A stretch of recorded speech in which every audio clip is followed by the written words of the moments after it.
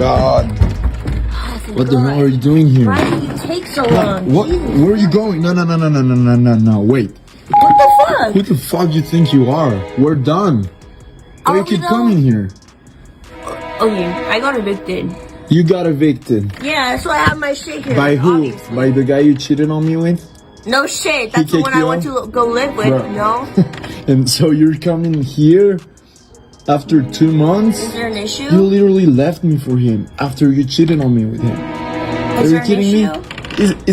Are you fucking insane? You were on Tinder for months. Do you want me to be on the streets? I don't give a fuck. You can be whatever you want, just not here. No, I need you to move. No. You're not coming in. What do you mean? Insane? What do you mean? This is my house. No, this is my house. I've lived here for like more than 3 years. Yeah, that was before you cheated on me. Tyler, give me my phone. Stop.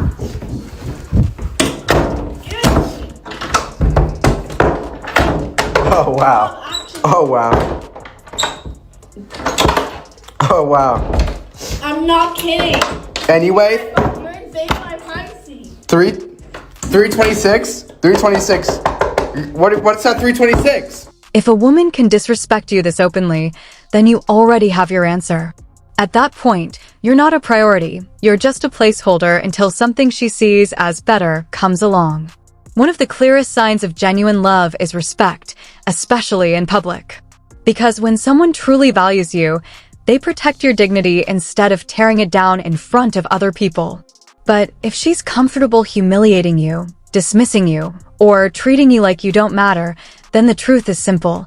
The moment she believes she has another option, she'll walk away without hesitation.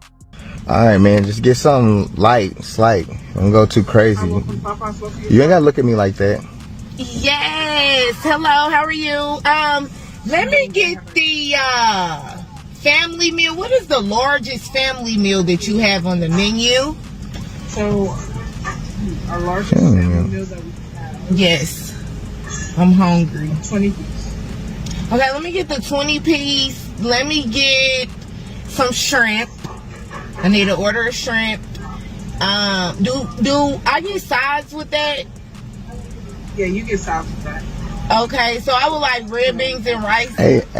And mashed potatoes. Yes. What I thought said you was getting something light, slight. Light. Is that mix or all? We can do mix. Okay. Don't start that cheap shit. I'm not. Don't start the cheap shit, and I'm ordering right now. So if you got a problem with what all I'm about to order, then hey, you can chill out. Get the fuck out my car. You can chill out. You can chill out. You ain't got to do all of that. Anyway, can I finish ordering? You can order. I mean, but I said slight. And I'm gonna finish ordering my meal. Ma'am, so mix, and then you got the red beans and rice and the mashed potatoes. Hey. Oh, okay. Let me get coleslaw. Or just to order a fries. Hey. Yes. I'm not I paying. bet you I'm not paying paying for this. I'm not paying for Get this. the fuck out my car. Okay, well, who you talking to? You. No, you're not talking to me, bro. Listen, I'm not gonna argue with you, bro. I'm ordering right now. No, well, you gonna pay for all this shit. Like you ordering a whole Thanksgiving fucking dinner. Like that's crazy. I'm hungry. It don't matter. Like I said, order something slight. I need a gallon of okay, well, hey man, well she gonna be paying for that gallon of that shit herself because I'm not paying for nothing. How about that? And you're not gonna have to kick me out no car. Okay, well how about this, y'all? You know what? I will. I'll get out this car, and you know what? It'll be a lot cheaper to not fuck with you. How about that? Yeah, you pay for your own ticket. This motherfucker gonna sit here and spend about $60 worth of food. That's crazy at Popeyes. I'm not fucking doing that, bro. Bro, like I said, it's cheaper to be away from your ass. Bro, are you crazy? Ma'am, hey, she ain't even got the money to pay for it anyway. So, yeah, I mean, please. She really pulled up to a first date like she was feeding a whole family reunion. Instead of ordering something simple, she starts asking for the largest family meal on the menu, then keeps stacking on shrimp, sides, coleslaw, fries, basically building a full holiday dinner in the drive-thru. And the craziest part? She does it after he already made it clear he wanted to keep it light. Racist? Yes. Don't post you. Bitch, don't post me. Bitch, post me. Bitch, post me. Don't play with me. Come on, mama, no bitch. Climb through this window. You're a bitch. paisa. You're a bitch, paisa. Fuck you. You bitch. Now your mama disrespect this bitch. All cause your paisa ice about to be called on disrespectful ass cause you don't know how to have customer service with your rude, Mexican, disrespectful ass. Then your bitch ass flicks me off on camera. Then this bitch gonna say something because I talk about ice. Ice. I'm not playing. I will call them motherfuckers. No, what you talking about? Just ignore them. You're disrespectful. You Mexican, rude, disrespectful motherfucker. That's why only one right person on us. You're all nasty, digging in your nose. Nasty as a motherfucker. probably spinning our food. Like, we'll get you the one out the car. Hey, what are you doing here? What are you doing? What's going on here? What do you mean? I was looking for you. Come on. 3 years for what? Well, I didn't know you were going to be here. I'm having fun. Like I'm in the middle of see you guys. Doing my own thing. Listen, I'm gonna be honest with you. Like, this is bullshit. No. Like, what's going on? Who is he? Who is he? He's a friend. Who's this? He's my friend. Your friend. Oh, he's your friend. Stop.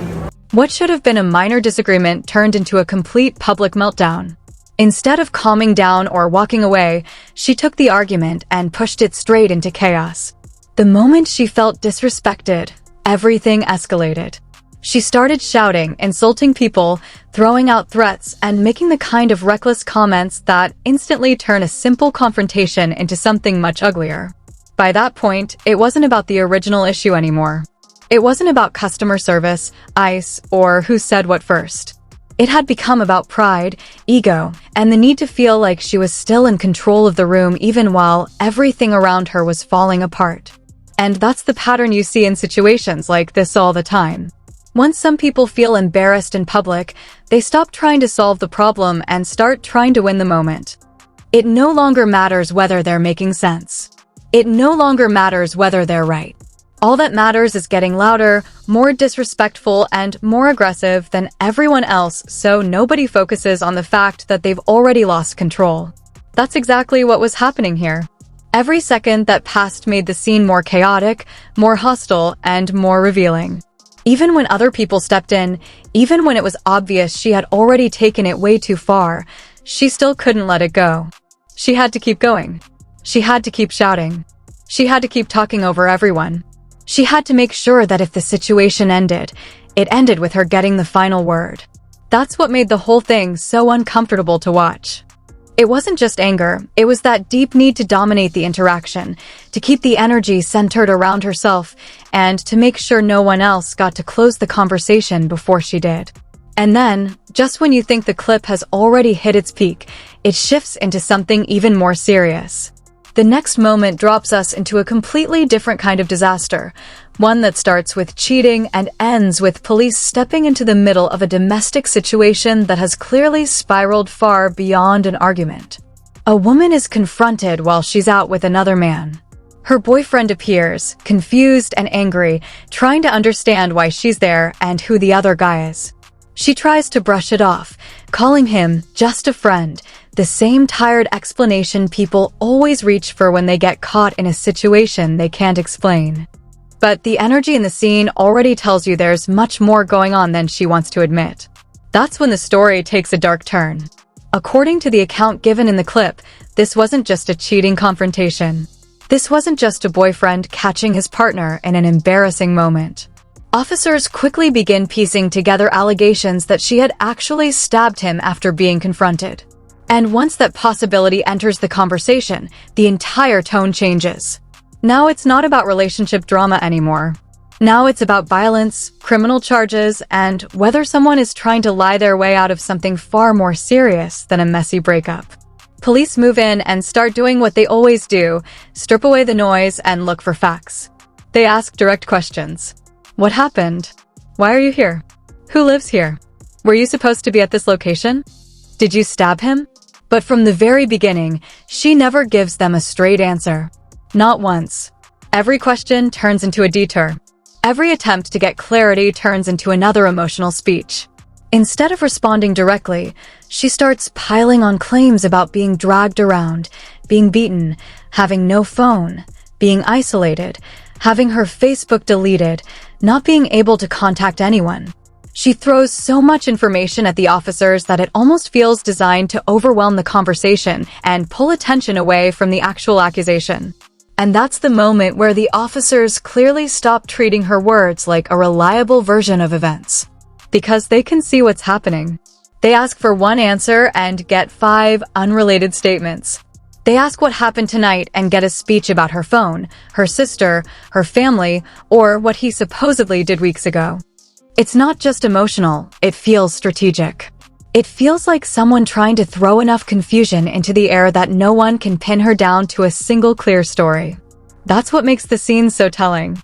When someone is trying to tell the truth, even if they're emotional, the story usually gets more focused when they're asked simple questions. It may be messy, but it still moves toward clarity. Here, the exact opposite is happening. The more police ask, the more scattered the answers become. The more they try to establish a timeline, the more she seems to drift away from the point. And once officers notice that pattern, they stop entertaining the performance and start focusing on the evidence in front of them. At that point, the reality of the situation becomes impossible to ignore. She wasn't even supposed to be there. Officers tell her directly that she's trespassing. They're looking at property damage. They're dealing with allegations of a domestic attack involving a weapon. And while she's still trying to frame herself as the real victim, the charges start stacking up one by one. Criminal trespass, damage to property, aggravated domestic battery with a weapon. Those are not small accusations. Those are life-changing charges. And the second those words are spoken out loud, you can feel the shift in her energy.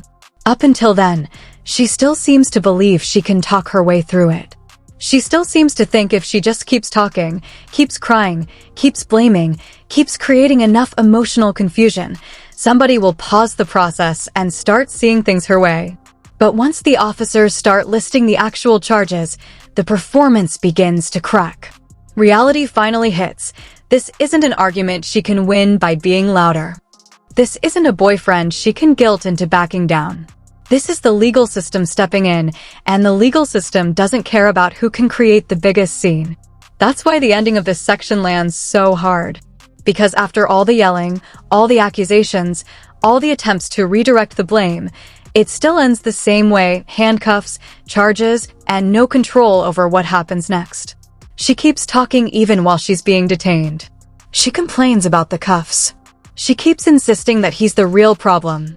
She keeps trying to drag other people into the story. But none of it changes the outcome. Once the officers have enough to move forward, the conversation is over. And that's the bigger point this whole section drives home. Some people will do absolutely everything except take accountability. They'll insult strangers, create scenes, throw around threats, dodge simple questions, and rewrite the story in real time if it means avoiding responsibility for what they've done. They'll try to turn themselves into the victim even when the evidence is moving in the opposite direction. They'll keep talking long after the truth has already caught up to them because admitting fault would mean admitting they no longer control the narrative. But there comes a point where the narrative doesn't matter anymore. Once police are on scene, once statements are taken, once injuries, property damage, witness accounts, and physical evidence start lining up, all of the noise stops carrying the same weight. You can yell. You can deny. You can accuse everyone else in the room. But if the facts are there, the facts are there. And that's exactly what makes this section hit so hard. It starts with someone losing control in public and ends with someone losing control of the entire situation. What began as disrespect and chaos turned into criminal charges, and the same attitude that probably helped fuel the confrontation in the first place did nothing to save her once the consequences showed up. In the end, all the screaming in the world couldn't change the one thing that mattered most. The truth had already caught up with her, and this time there was no talking her way out of it.